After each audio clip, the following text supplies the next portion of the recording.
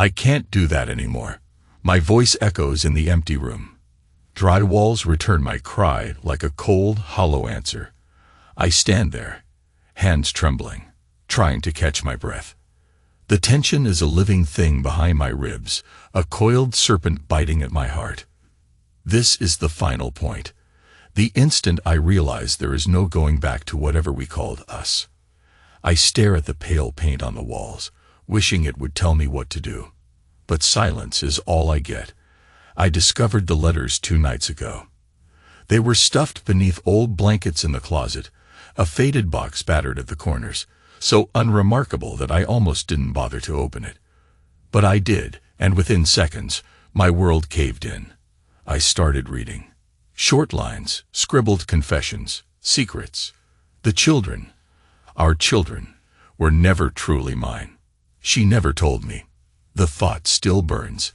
My face flushes with shame. For over a decade, I lived as a father to kids who share my name but not my blood. And she let me. She convinced me to believe in a lie. I swallow. My mouth tastes like copper, as though I've just bitten my tongue. Maybe I did when I screamed. I close my eyes, forcing my heartbeat to steady, forcing my mind to focus.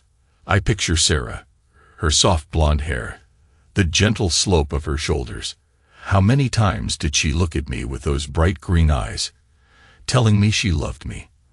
And how many times was she simply acting a part in some twisted performance? A wave of guilt surges up my throat, but it's not guilt for betraying her. It's a misdirected guilt that I somehow wasn't enough for my own wife. It's absurd. I try to push it down, because I do not want to feel guilty. I want to feel righteous. I want to feel angry. But I just feel numb. I take a step forward in this barren living room. The furniture is gone, moved aside so we could repaint the walls. The irony stings. We planned to renovate our home, brighten it up for the new season, fix the cracks. Now, the biggest crack is in my chest. I walk to the window, see the wide Texas sky, bright with scorching sun. Everything out there seems normal. Neighbors walking dogs, kids zipping by on bikes. In this house, everything is shattered. I snap out of it and walk into the hallway. I need a moment. My hand grazes the wall, the same wall on which once hung photos of us smiling. Wedding portraits, the children's baby pictures, holiday shots from a Florida beach. Now there's only emptiness. I wonder where those photos are. Probably in a box, tossed aside like everything else. Outside, I hear the front door open. Michael? Her voice. Too familiar, too soft. I hold my breath. We haven't spoken about the letters yet. I confronted her vaguely, asked her about some old things I discovered. She froze. She tried to say, "We'll talk," but I ended it before it began, still reeling. This conversation, the real one, is coming. And it terrifies me. I remain silent. I step into the living room. She sets her purse on the floor, looks at me with eyes that flicker between worry and defiance. She's wearing a simple blouse, hair pulled back in a low ponytail. She draws in a shaky breath, as though preparing for a battle. I wait. "We need to," she starts. "I know," I interrupt, my tone flat. Her lips tremble. I watch her hands clench. Then her eyes dart to the walls, to the emptiness. I didn't. You didn't plan for me to find those letters. I finish for her. A hollow echo resonates in my chest. I can't even muster anger yet. It's still weighed down by disbelief. They were hidden well, Sarah. Her face goes pale. She wraps her arms around herself, and I see the faint glimmer of tears forming. I don't move to comfort her. I don't speak. This is her time to fill in the silence, but she doesn't. She just stands there, arms locked against her body. Suddenly, my phone buzzes in my pocket. A name flashes across the screen. David Johnson, the father of my children. That realization cuts deeper than any blade could. I let it ring. A bitter laugh dies in my throat. David Johnson, the man who wrote those letters. The man who stepped in when I was in the hospital. I recall the lines I read, how she called him, how she whispered her fears, how she confided in him rather than me. They had shared everything, and I'd been asleep to it all. Michael. Sarah tries again, her voice quivering. Don't, I say quietly, raising my hand. Then, more firmly, please, Sarah. Not now. I turn away, stepping into the kitchen, leaving her behind. The hollow feeling in my gut churns like a storm. For so many years, I believed her calm smiles meant contentment. I believed I was a decent husband, a decent father, that we had faced difficulties but somehow managed to stay afloat. Now it feels as though every second of it was stolen. I run the tap, splash cold water on my face. The reflection in the window is a man I scarcely recognize, lines around the mouth, tension in the eyes, a slump in the shoulders. I used to think I had strong shoulders. Now they're carrying the weight of betrayal. She follows me into the kitchen, but she keeps her distance. I sense her presence like a fragile thread behind me. My head throbs. I recall the first time we kissed, soft, timid, yet bursting with promise. I recall our children's birthdays, the nights we stayed up consoling them after nightmares. So many memories, so many illusions. I shut off the water, grip the edge of the sink. How long? I ask, turning back to face her. Her eyes lower. She fiddles with her wedding ring. From before Katie was born. Katie is our daughter, the older of the two. She's 16 now. This means Sarah has lied to me for 16 years. My stomach clenches. She opens her mouth. Michael, Enough. My voice comes out tighter than I intend. It's not a shout, but it's close. You said we could talk, right? But I don't think I can. Not calmly. Not tonight. She tries to speak again, but I shake my head. It's too soon. I leave her there in the cold, silent house. A memory. I am in the hospital bed, tubes in my arm. 5 years ago, I had that car accident. My leg was fractured, my ribcage bruised. Sarah was there. Or so I thought, holding my hand with tears in her eyes. But the letters tell a different story. She was on the phone with him, checking his schedule, asking for his reassurance. He soothed her. He was the one who gave her the solace I couldn't, as I lay unconscious with sedation. The thought stings my pride and sets my jaw on edge. I drive around aimlessly, the sun dipping low over the horizon. My head pulses with each heartbeat, but I keep the radio off. No distractions. I just need to think, or maybe not to think. The air conditioner blasts against the Texas heat. Everything is tinted in a warm, oppressive glow. I eventually pull into a deserted lot near a local lake, the one I used to take the kids to for fishing. I kill the engine and sit in the hush, gazing at the water. The surface ripples gently, mocking my agitation. I step out, my feet crunching on gravel. I walk toward the old dock. The smell of algae and wood rot clings to the air. This used to be our spot, quiet, out of the city, a place for reflection. I remember teaching Katie and our younger son, Jacob, to cast their lines here. I remember how excited they were when they caught their first fish, how I bragged about them to the neighbors. Now it all feels contrived. My mind tumbles through questions. Are they truly my kids in spirit, if not in blood? Did she cheat me out of a fatherhood that was never real? Or is fatherhood about something deeper than DNA? I stand at the edge of the dock, fishing lines of memory tangling in my head. Guilt slides in again. An uninvited guest. I wasn't enough. I wasn't enough for Sarah. That's why she turned to David. I inhale deeply, reminding myself that her choices are not my fault alone. But the sting remains. The hush of twilight settles over the lake. Mosquitoes buzz. I want to scream again, but my throat is too tight. I want to cry, but my eyes burn with dryness. Finally, I leave and drive back to the house. Sarah's car is still there, headlights off. The living room lights glow weakly through the drawn curtains. I park next to her, hesitating. Can I face her? My finger taps the steering wheel. Then I pull out my key and step out. The gravel crunches under my soles, echoing the heaviness in my heart. Inside, I find her on the sofa, shoulders slumped, eyes puffy. She looks at me as if searching for something. Maybe forgiveness, maybe understanding. "I'm sorry," she whispers. I just nod, not trusting words. Finally, I sink into the armchair across from her, maintaining distance. The hush feels like a wall between us. "Michael," she tries to speak, but the words are faint, like the wind through a broken window. I never wanted to hurt you." I hold her gaze, forcibly calm.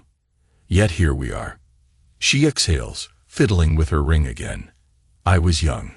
We were both so young. I was lonely. Her voice trembles. "You were always at work. You were so focused on building a future. David was around. Just a friend at first. It wasn't meant to be. This. 16 years, I say, my voice flattening. Katie is 16. Tears slip down her cheeks. He wanted more.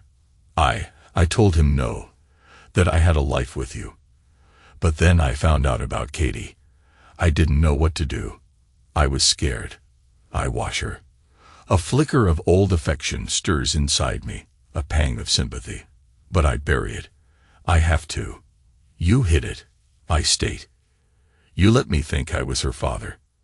"You are her father," she insists softly, tears shimmering in her eyes.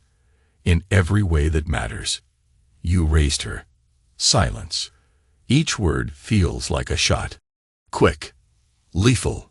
She's not wrong, but the betrayal runs so deep I can't ignore it. She tries again, voice halting. "Jacob is his too." I finish for her, swallowing the bitterness. "Is that right?" She drops her head. "Yes," she whispers. My body goes rigid. I feel something crack inside me. A final twig snapping under too much weight. "So, both of them." She nods. A moment passes, thick as fog. My heartbeat hammers in my ears. I stand abruptly and pace the room, my footsteps echoing on the bare floor. She watches me with fearful eyes. For a split second, I want to pick up the lamp and smash it against the wall, just to see something break as thoroughly as I feel. But I don't. I clamp down on that impulse and keep pacing, keep breathing. "Michael, please," she says, her voice trembling. "Just talk to me." "Talk," I echo. "I can't. Not right now." And I slip away to the guest bedroom, leaving her alone. That night I barely sleep. My mind replays every memory. Did I notice any signs? The night she came home late, the hushed phone calls, the moment she drifted off with a secret smile. I must have been willfully blind. Or maybe I was too naive, too trusting. The darkness of the bedroom presses in, and I stare at the ceiling, counting the hours until morning. I wake at dawn with a throbbing headache. I sit up, rub my eyes, and hear muffled noise in the kitchen. Sarah is up, probably making coffee, a gesture of normalcy that feels painfully out of place now. I throw on some clothes, thinking I'll step out before she tries to corner me in conversation. But by the time I reach the kitchen, she's already there, standing near the coffee maker. A swirl of steam rises, filling the air with that familiar aroma. We lock eyes. The tension is thick, but I sense her determination. She wants to talk. I sigh, resigning myself to the inevitable. "Morning," she says softly, though there's nothing normal about it. "Yeah," I mutter, taking the seat at the table. She pours coffee into 2 mugs, places one in front of me. I trace the rim with my finger, reluctant to drink. My stomach churns. I note the lines of worry on her face, the subtle trembling in her fingers. For a moment, guilt surfaces again, but I push it away. "I told David," she says tentatively, "that I need time. He was calling to see if I was okay." My jaw tightens. David. The name alone is an insult to my ears. "Were you going to leave me for him?" Her mouth opens, a quiver in her lower lip. "No," she says it too quickly. "I wanted to keep our family." I always loved you, Michael. I let out a short exhale, pressing my palm to my temple. If you loved me, how could you do this? She folds her arms around herself. I know it sounds impossible to believe, but sometimes love gets tangled. I was so afraid you'd leave me if you found out. I kept telling myself it was better this way. The coffee in my mug remains untouched. The silence between us is oppressive. Do the kids know? I ask. She looks up sharply. No, I never told them. They believe you're their biological father. They love you. That's true. Nothing changes that. But everything has changed. She doesn't realize that, or she's refusing to accept it. I stand, my chair scraping the floor. We can't just pick up where we left off. I need clarity. I need space. She nods, eyes brimming with tears, and I walk out again. That evening, I get an unexpected call from Katie on my cell. She's at a friend's house. Dad, you okay? She asks, her voice laced with concern. Of course, I say, trying to steady my tone. Why? You and Mom aren't answering the home phone. I tried calling the house phone last night. My throat tightens. I forgot about everything except my own pain. We're fine, honey. I manage. My voice cracks. We're just busy around the house. She hesitates. Okay, well, I'll be home this weekend. Love you, Dad. Dad. The word reverberates like a hammer on my chest. Love you too, I say quietly, ending the call. My hand trembles as I set down the phone. Regardless of the biology, I've always been Dad. I press my lips together, stifling a wave of emotion. I will not cry. I keep telling myself that.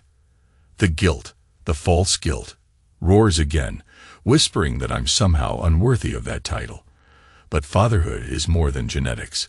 At least that's what I've always believed. Now, I'm not sure what I believe. I decide to confront David, not for a brawl, but for answers, for closure. I text him, to my own surprise. I want to talk, alone. Meet me at the old train depot tomorrow, 7 p.m. It's a deserted place near the outskirts of the city, once a hub for freight trains, now just a series of boarded-up buildings. He responds after a short while. I'll be there. I don't tell Sarah. I drive out the following evening. The sky is overcast, a thick blanket of gray looming over the horizon. Perfect for what I have in mind. A confrontation in a place without comfort, a wasteland for broken illusions. I park near a collapsed fence, step out, and wait. David arrives not long after, pulling up in a sleek car. Even from a distance, he looks too put together, hair neatly styled, posture confident. My stomach churns with resentment, though I keep my face blank.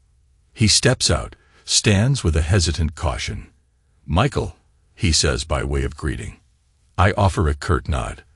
The wind whips around us, stirring dust and scraps of old newspapers. I don't want a scene, I state, locking my hands at my sides. But I have questions. He glances around. His shoulders are drawn back, but I see the flicker of guilt in his eyes. I'm sure you do. I'm sorry for all. You're sorry, I interrupt. You've called my wife for years. You're the father of her children. You wrote her those letters about how you'd always be there, how you'd never leave her. She hid everything from me. And you, were you waiting for your chance? He remained silent for a moment, lips pressed tight. Sarah and I. It started as something small. We were lonely. She never wanted to destroy your marriage. She spoke about you with respect. I grind my teeth, while she stayed in my house, wearing my ring, letting me believe I was the father of her kids. That's respect. David lowers his gaze, and for the first time I see real remorse creeping into his expression. I was divorced. I had nobody. We fell into this affair, but Sarah chose to remain with you. She loves you. My chest constricts. Do you love her? I ask, the wind howling in the silence. He hesitates. I did. Part of me probably still does. But she made her decision. And for her, it was you. That's not how it looks from my side. I say, anger flickering beneath my calm tone. She promised you she'd be there, the letters say so. He lowers his head. Yes, but it was complicated. She always put you first, even if it doesn't feel that way now. I take a step closer, fists clenched. My voice stays steady, but I sense an undercurrent of rage. Does it feed your pride, knowing you fathered my children? Did you ever think about the damage you'd cause? Or were you too busy enjoying your secret triumph? He flinches. It wasn't about triumph. At first, I didn't even know about Katie. She kept it from me as well. Then when Jacob came along, she told me. We argued, but she refused to break your family. She wanted you. Yet she kept confiding in you. I spit, stepping nearer. We're just a few feet apart now. She called you when I was in the hospital. She told you her fears, while I was unconscious. He closes his eyes briefly. I felt guilty, but I also felt needed. She insisted it was just emotional support. I went along. My jaw locks. For a moment, I'm sure I'm going to punch him. The tension quivers in my muscles. But that's too easy. That won't bring me peace. I take a shaky breath, stepping back, letting the wind pass between us. I told you, I don't want a scene. I repeat, forcing calm. But I need you to stay away. From me. From my house. From my wife. He nods. I understand. He glances down, then meets my eyes. For what it's worth, Michael, I respect what you've done. You raised them well. And I'm sorry. I say nothing more. I turn on my heel, leaving him by the dusty fence. My heart rages in my chest as I slip into my car, slam the door, and drive away. A swirl of conflicting emotions threatens to pull me under. Anger, betrayal, a faint satisfaction in having confronted him, and a toxic guilt that maybe, just maybe, I should have been a better husband. But I clamp it all down. One thing is clear. David is stepping back, for now. And I'm the one left to pick up the pieces. I come home to a quiet house. Sarah stands in the kitchen, her eyes darting to me. I see the question in her gaze. Where was I? She senses something has changed. I met him, I say simply. She closes her eyes, a tremor rolling through her shoulders. Michael, I cut her off. He won't bother us anymore. At least not while I figure out what I want. She steps closer, tears glistening. And what do you want? I consider it. I want the truth. Complete honesty from you. No more secrets. She nods vigorously. Anything. Ask me anything. I exhale, running a hand across my forehead. We'll talk, Sarah. But not tonight. My head is full. A tear slips down her cheek. She wants to embrace me, but I stiffen, and she seems to understand. She steps back. We share the silence, the tension stretching. Then she goes to the bedroom, leaving me alone in the half-lit living room. I stand there, thinking about how easily people can break each other's hearts, how illusions can span decades. Time passes, days, a week. Katie returns home, and Jacob visits from school. Sarah and I struggle to maintain a facade for them. Our interactions are clipped, full of forced politeness. The kids sense something is off, but we both dodge questions. I consider telling them the truth. But is that fair? Will it destroy them? Or do they deserve to know what I've recently discovered? One afternoon, I walk into the living room and find Sarah staring at an old family album. She glances up. Michael, she begins. I hold up a hand. Not now, Sarah. I'm not ready to share that moment with her. I want my own time with those memories. Late that night, I slip into the dim living room alone. I open the album. Page after page of family photos. Katie with a missing tooth, me teaching Jacob how to tie his shoelaces, Sarah's bright smile in front of a holiday wreath. Each snapshot is a punch to the gut. But also, each one whispers, these years were real, weren't they? Even if the bloodline is fake, The love we shared with our kids was genuine, I think. I shut the album and sit in the darkness until my eyelids droop. I realized that fatherhood, for me, was always about being there for them. I might not share their DNA, but I share their birthdays, their milestones, their tears and joys. A jolt of clarity hits me. I'm still their dad. That part, no matter what Sarah has done, she can't take that from me. The next day, I gather the nerve to confront Sarah again. We sit in the living room, the midday light filtering through the windows. She looks exhausted, as though sleep has been scarce. I settle in the chair opposite the sofa, placing my hands on my knees. Tell me why, I say, voice subdued. Explain it to me, from the start. She inhales slowly. We got married young. We loved each other, but we were both under so much pressure. Money, rent, your new job. You were gone a lot, trying to support us. I felt alone. David was an acquaintance, a friend. We'd meet for coffee. He listened to me, gave me attention I craved. One night, it went too far. Her eyes grow distant, reliving that moment. I swallow the knot in my throat, urging her to continue. I found out I was pregnant. I wanted to tell you, but something in me was terrified you'd leave me.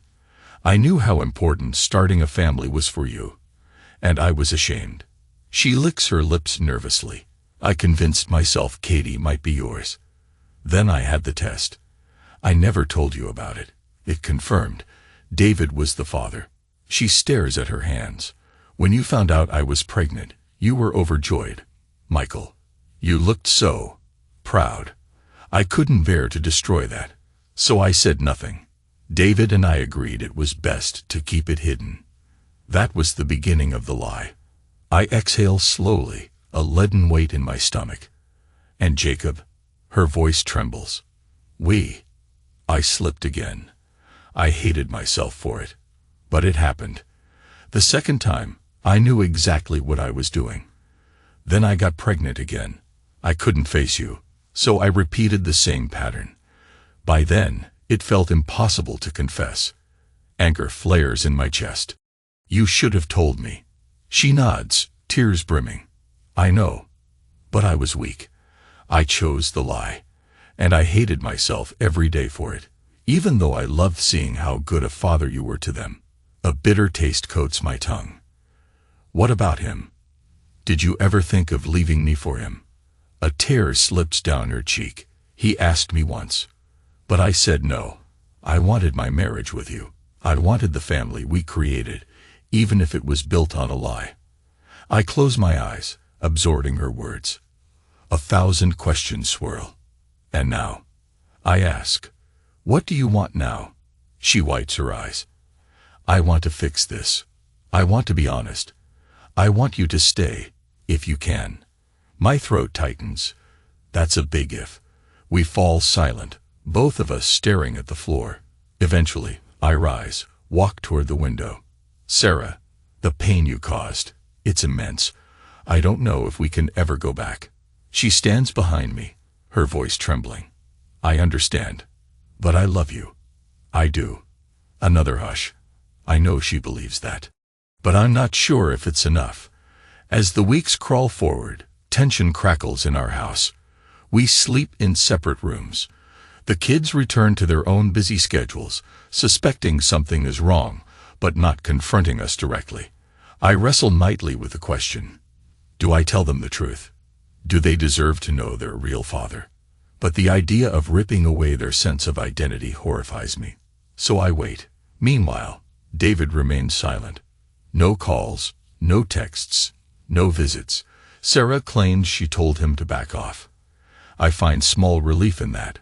My mind, however, circles around an ugly possibility.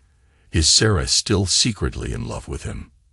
Is the bond they share deeper than anything she has with me? That question tears at me. Occasionally, Sarah tries to talk about everyday things, bills, errands, groceries.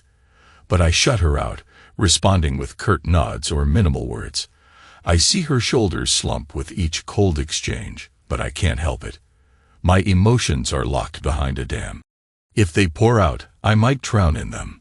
One evening, we're in the kitchen, awkwardly preparing dinner for ourselves. My phone buzzes. A text from Katie.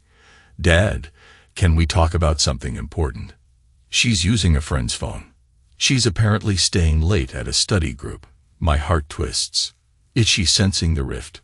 Sarah sees my expression. "Katie?" she asks softly. I nod. She wants to talk. I think she knows something's wrong. Sarah places the knife on the cutting board, hands trembling. What do we do? I glance at her. I can't lie to her. But I don't know if I'm ready to tell her everything. Sarah's face crumples. She'll hate me, she whispers. I bite my lip. She'll be hurt, but we can't pretend forever. My tone is harsh, but honest. Sarah's eyes flutter closed, tears slipping free. Okay, she breathes. We'll tell them, if that's what you decide. I look away, focusing on the stove's glow. A wave of pity flickers within me. She's trapped in her guilt, desperate for redemption. But that guilt doesn't erase years of deception. My jaw clenches as I stir the pot in front of me, steam rising, stinging my eyes. This can't go on. Something has to break. The next day, a confrontation erupts unexpectedly. Katie and Jacob come home together. They sense the tension and demand to know what's going on. We're all in the living room. Sarah on the sofa, me standing, arms folded, the kids in front of us, wide-eyed and anxious. I try to speak, but Sarah jumps in. We, your father, and I, we've had some problems, she says, voice shaking. Katie frowns. Are you divorcing? Mom, Dad. Jacob's voice cracks. Sarah looks at me, pleading silently. I step forward, forcing my voice to stay steady. Your mother and I have discovered some secrets. They exchange glances. Katie's eyes narrow. What kind of secrets? I inhale. This is it. The moment that might destroy everything. Sarah trembles. Finally, I say, Katie, Jacob, I love you both very much. That will never change. But I just found out. Biologically, I'm not your father. My mouth feels numb. David Johnson is. Their expressions shift from confusion to disbelief, then to shock. I see it in their eyes, a kaleidoscope of hurt and betrayal. Katie's lips tremble. Jacob's face goes pale. They both turn to Sarah. Katie's voice cracks. Mom. Sarah bows her head, tears slipping down her cheeks. I'm so sorry. It was a mistake I made a long time ago. I never told you. I never told your father. The room is still, as if time is frozen. Katie's hand clamps over her mouth. Jacob stares at the floor, fists clenched. A moment later, Katie bursts into tears, running to her bedroom. Jacob follows, calling her name. Sarah and I remain, hearts pounding in the aftermath. Michael, she whispers, tears streaming. What have I done? I feel my own tears gathering, but I will them not to fall. The truth had to come out. She nods, hugging herself. They'll hate me forever. I don't have words to soothe her. I walk out of the living room, leaving her in that storm of grief. The kids refuse to look at their mother. Days pass in a haze of silent meals and closed doors. Jacob locks himself in his room, blasting music. Katie barely eats. A heartbreak is palpable. They text me from school, asking questions. I try to assure them that I love them no matter what. But they're wounded, and I can't erase that with a few words. One afternoon, Katie storms down the stairs with tear-streaked cheeks. She glares at Sarah in the living room. How could you? She demands. How could you lie to us? To Dad. Sarah can barely speak. I'm sorry, Katie. Katie's hands tremble. Sorry. For what? Making me think Dad was my father when he isn't. How do you think I feel? I want to intervene, but Katie shoots me a desperate look. Dad, you knew. You told us. So you believe it. I nod, swallowing. I do. But you're still my daughter. Her eyes brim with tears again. I know you love me. It's just, everything feels fake now. My whole life is a lie. Sarah tries to reach out, but Katie steps back. She runs out of the house. I stand there, helpless. Sarah crumples onto the couch, head in her hands, sobbing. That image, my wife broken by her own choices, almost twists my heart. But I walk away. There's nothing I can say. The final blow arrives one evening. I come home from a late night at the office. Anything to avoid being in that tense atmosphere. The house is dim. I see Sarah sitting at the table, her phone clutched in her hand, tears drying on her cheeks. It's David, she says softly when she sees me. He wants to see Katie and Jacob. My jaw muscles tighten. He called you. She nods. He texted first, then we spoke. He said he wants to know them. At least a little. I lean against the wall, stomach knotting. And what did you say? She lifts her eyes, red and swollen. I told him, it's their choice. They deserve to decide whether they want to meet him. I won't push them. But Michael, she hesitates. This might change everything. I inhale, my chest tight. They're old enough to choose. I won't stop them. But that doesn't mean I'll let him into my life. The memory of my confrontation with David rears up, but I push it aside. What do Katie and Jacob say? She shrugs, looking defeated. Katie refuses to talk to me. Jacob just storms away. I haven't told them yet. I wanted to ask you. Her voice wavers. She wants me to share this burden. A bitter laugh almost escapes my throat, but I hold it in. Instead, I say, we tell them. Then let them decide. She nods, tears threatening to spill again. Thank you. I grab a glass of water, gulp it down. My mouth is parched. The tension in the air feels suffocating. Sarah, do you think meeting him will help them or tear them apart further? Her shoulders slump. I honestly don't know. My heart aches. This is the final straw. Sarah's deception has led us all to this crossroad. Part of me wants to run from it. But the father in me, because I am their father, knows I have to walk them through it. We gather in the living room the next day, the four of us. The tension is unbearable. Sarah sits in a chair, face drawn and pale. I stand near the wall, arms folded. Katie and Jacob settle on the couch, stiff and wary. I clear my throat. We have something to tell you both. I begin slowly. David, your biological father, wants to meet you. Silence. Katie's eyes flash with anger. Jacob slumps forward, burying his face in his hands. Then Katie speaks, her voice laced with a tremor. And how do you feel about that, Dad? I steady myself. It hurts me. But it's your choice. You deserve to know him if you want to. She studies me, tears shimmering in her eyes.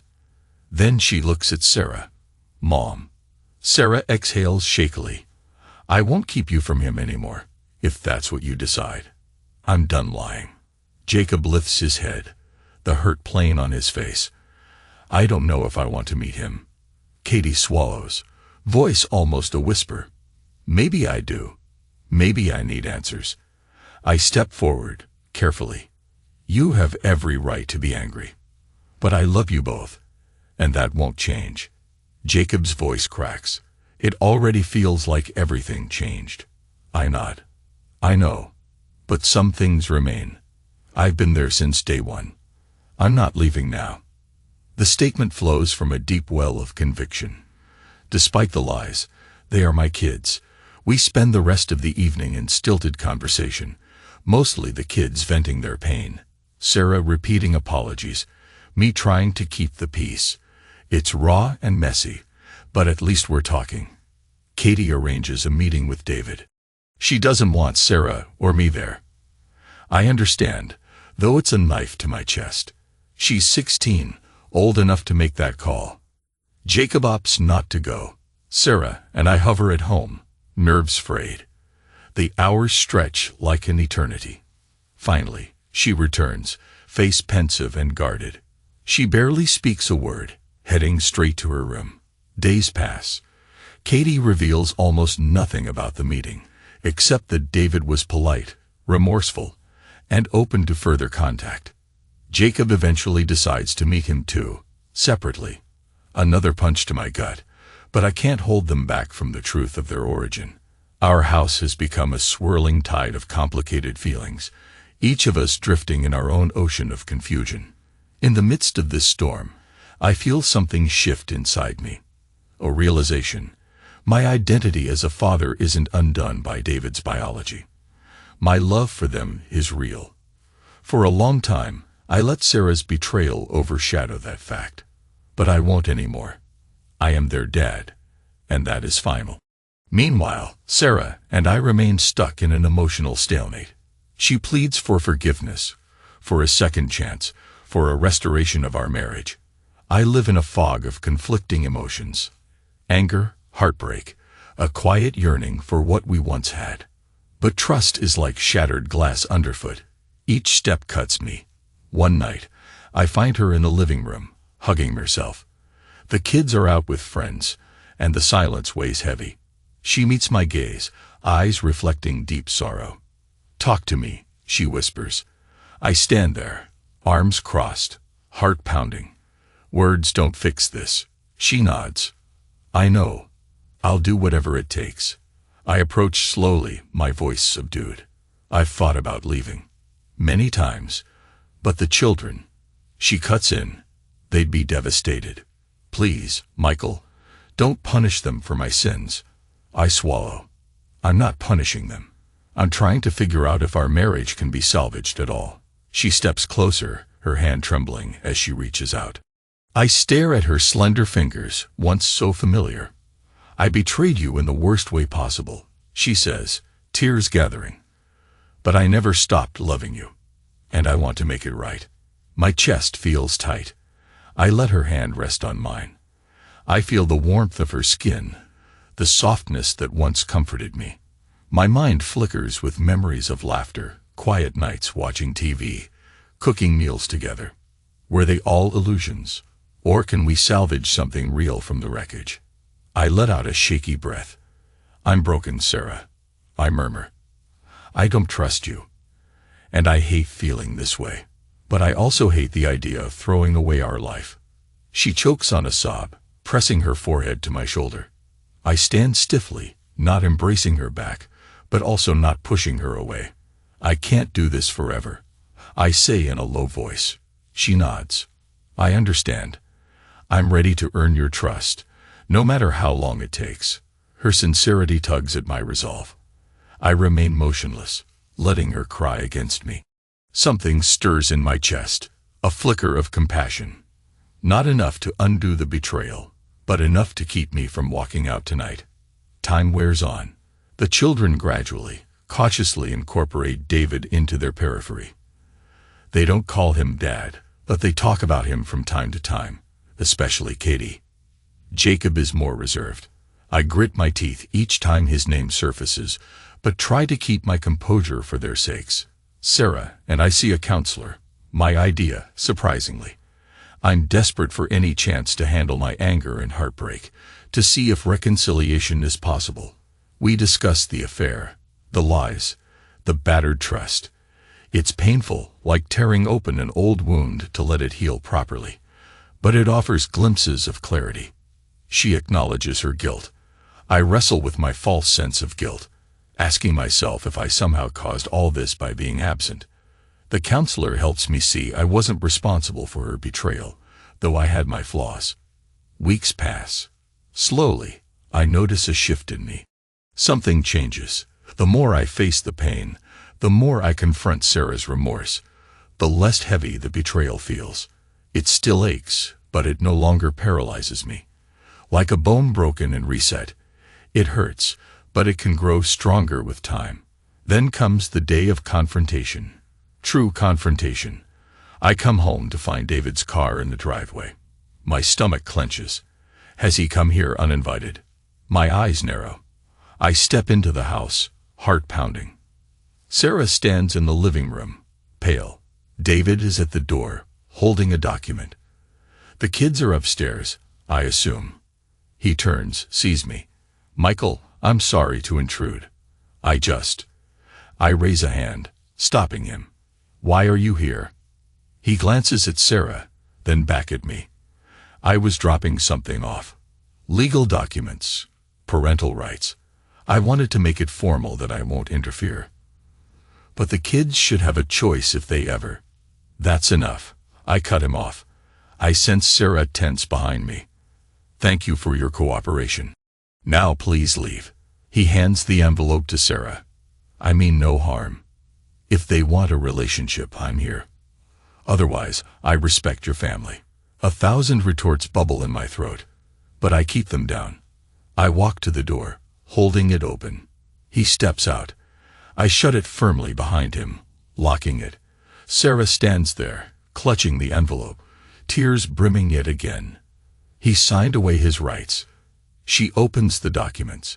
They state that David relinquishes any paternal claim, leaving the decision solely in the hands of Katie and Jacob once they turn 18, or if they wish to remain in contact. I stare at the text, my shoulders relaxing a fraction. The tension in my chest eases, just a bit. That night, Sarah and I stand in our bedroom. For the first time in months, she hasn't retreated to the guest room, and I haven't exiled myself. We're tired of living in separate spaces. We don't speak, but there's a shared undercurrent. I watch her brush her hair, each stroke a practiced motion. Her eyes flicker to me in the mirror. I see apology, sorrow, and the faintest spark of hope. I take a tentative step closer, resting a hand on her shoulder. I'm still angry, I say quietly, but I'm also tired of feeling destroyed. She sets down the brush, turning to face me. I understand. A pause. Then I draw her into a gentle embrace. She melts against me, tears gathering. My chest feels tight, but it's not the suffocating ache it was before. It's the pain of old wounds knitting. I hold her. I don't say I forgive her, because I'm not sure I do. But I let her into my arms. It's a step. In the coming weeks, we piece ourselves back together. One day, I catch myself smiling at something Sarah says, a small joke. She laughs, and it's not forced. For a moment, we're just two people who've been through hell, sharing a little slice of normalcy. The kids are still reeling, but they begin to accept that the life we had is not as it seemed. However, they also see that I haven't abandoned them. Katie talks more openly, saying she appreciates my honesty. Jacob hesitates, but eventually opens up, hugging me after one of his basketball games. In that gesture, I feel a wave of relief. I hug him back, fiercely. Sarah and I continue counseling. We talk about setting new boundaries and forging a marriage that's transparent. She swears no more secrets. I begin to believe her, if only tentatively. One evening after a counseling session, we sit in the car outside the therapist's office. Sarah stares at me with a mixture of hope and fear. Michael, her voice is unsteady. I meet her gaze. Yes, she swallows. I need to know, do you still love me? The question lingers, potent and raw. I close my eyes, inhaling deeply. Images flash. Her betrayal, my heartbreak, the letters, my confrontation with David, and also our laughter, our children's births, the many nights we laid side by side, planning the future. My emotions swirl, a storm inside my chest, and yet, beneath the storm, something quiet remains. The core of what we once shared, battered but still alive. When I open my eyes, I see her trembling. She's preparing for me to say no. Instead, I place my hand over hers. I do. I say, not in the same way as before, but I do. She exhales shakily, tears glazing her eyes. I'm so sorry, she whispers, voice breaking. If I could go back. I cut her off gently. We can't go back. We can only move forward. Her tears slip free, and she squeezes my hand. We sit there, the hum of the car's engine the only sound. And for the first time in forever, I feel stronger. Not because I've forgotten or forgiven everything yet, but because I've survived it. I am still standing. Life doesn't magically fix itself. The kids still wrestle with complicated feelings about David. Some days, Katie is moody and distant, Jacob anxious. But I remain present, coaching them through it. Sarah tries to mend her bond with them, step by step. Some days, they push her away. Some days, they let her in. Little by little, we find a fragile equilibrium. A turning point comes when Katie asks me to help with her college research. We sit together, browsing brochures and websites. She looks up at me with watery eyes. "Dad, you're the one who taught me how to read, you know."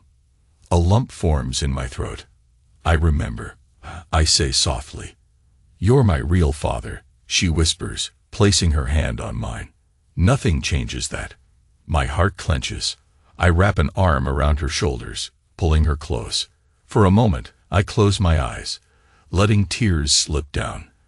They're tears of relief, because that's all I needed to hear. The months pass, forging a new normal. Sarah and I share a bed again, cautiously at first, like strangers learning to navigate each other's space. There is no immediate return to passion. Instead, it's a slow, tender reacquaintance. One evening, we find ourselves in a hesitant embrace, lips meeting with quiet longing. A flicker of old desire reawakens in me, tempered by the memory of her betrayal. But she's patient, letting me lead. And for the first time since all this began, I sense something like hope. Eventually, we share a night that is both gentle and intense, a release of months of tension and sorrow. It's not the same as before the betrayal. There's a hint of desperation, a raw undercurrent. My hands trace her skin, a territory once so familiar, now marked with pain. She trembles beneath my touch, tears mingling with whispers of need. The air throbs with unspoken regrets, but also with the possibility of renewed connection. When we collapse together afterward, hearts pounding, we hold each other in silence.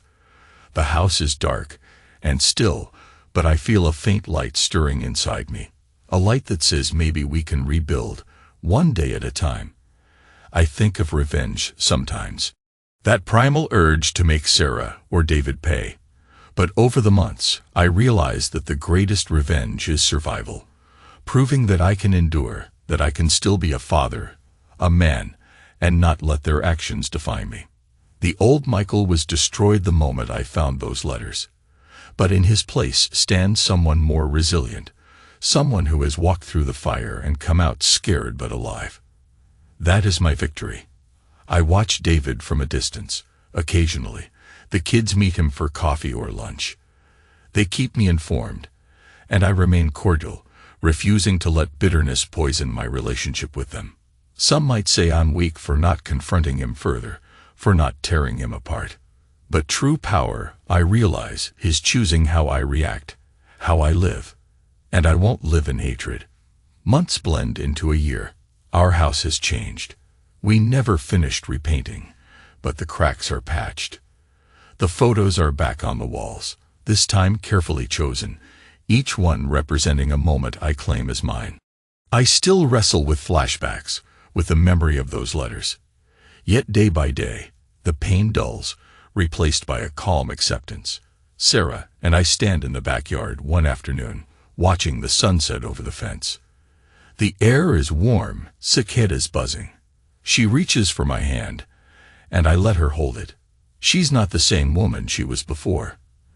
There's humility in her eyes, a quiet resolve to earn back every shred of my trust. And maybe I'm not the same man. There's a certain steel in my spine that wasn't there before. I survived betrayal, learned that fatherhood goes beyond blood, and discovered a capacity to rebuild after destruction. We watched the sky shift from gold to crimson. The silence deep but comforting. Eventually, she leans her head on my shoulder. I accept it, pressing my lips to her hair. We don't speak. We simply stand together in the hush of twilight. The final pang of guilt flutters in my chest, and then fades. I'm not guilty. I'm not broken. I'm here, changed and perhaps stronger for it. I close my eyes, letting the day's warmth bathe me. I feel Sarah's breath at my side, steady and slow. A year ago, I would have left or hurled 1,000 questions at her. Now, I surrender to the quiet, to the knowledge that some questions will never have satisfying answers. And that's okay. Life isn't neat or fair. But there's still love. There's still hope. And maybe, just maybe, that's enough. I open my eyes, hold her hand tighter, and allow myself a small smile. The sky darkens overhead, a shimmering navy blanket studded with early stars. Yes, I can live with this. I can live with the pain, the scars, the lessons. I have survived, and that is all that matters. We stand in silence, side by side, until the last ember of daylight fades behind the horizon. And in that final moment, I feel a sense of release, a powerful wave of something like peace surging through me. I exhale, letting it wash over my heart. I was destroyed, but I have become stronger. And for the first time, in a very long while, I believe I might find happiness again.